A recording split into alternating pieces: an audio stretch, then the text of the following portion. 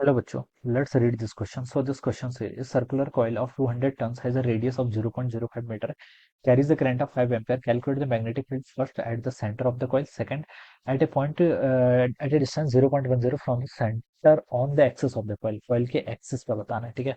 तो चलिए इस क्वेश्चन को स्टार्ट करते हैं। So we can write the key concept of this question. The key concept देखिए, मैग्नेटिक फील्ड लिख लीजिए ड्यू टू सर्कुलर कॉइल, ठीक है। मैग्नेटिक फील्ड इस क्वेश्चन का की कॉन्सेप्ट हम लिख सकते हैं क्या?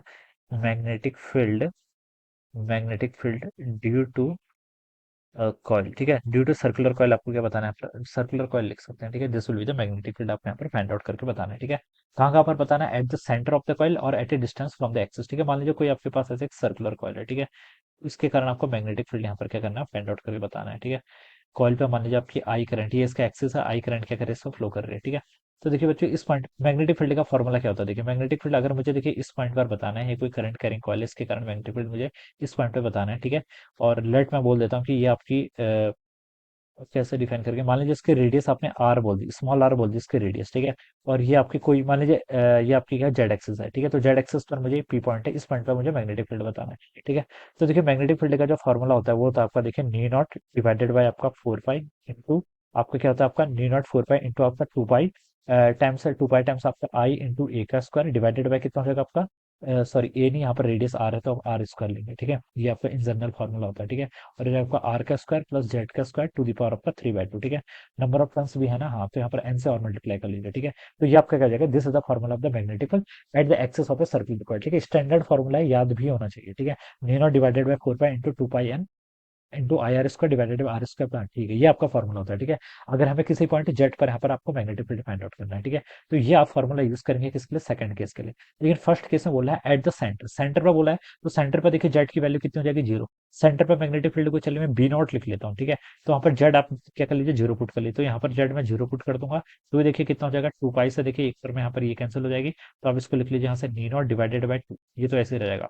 पर आपका i r square into n, ठीक है, ये टर्म ऐसे रह जाएगी। यहाँ पर आपका आर स्क्वायर की पावर 3/2, तो कितना हो जाएगा? आर क्यूब, ठीक है। आर क्यूब यहाँ पर आ जाएगा।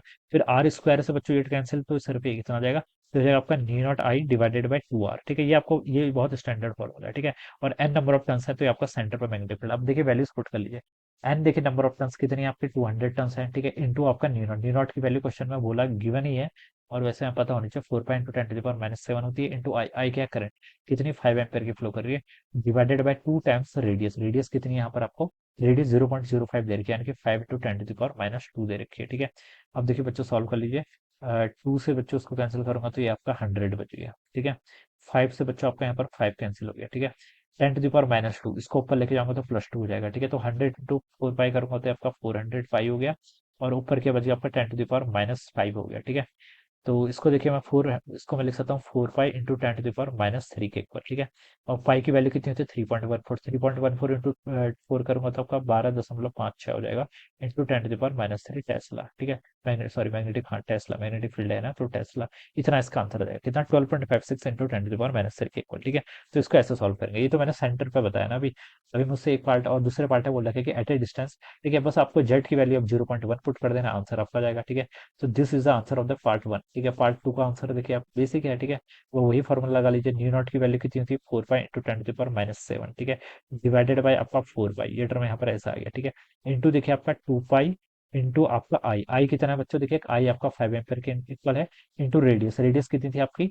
5 × 10⁻², इसका स्क्वायर करना है, 5 × 10⁻² का स्क्वायर कर लीजिए, ठीक है।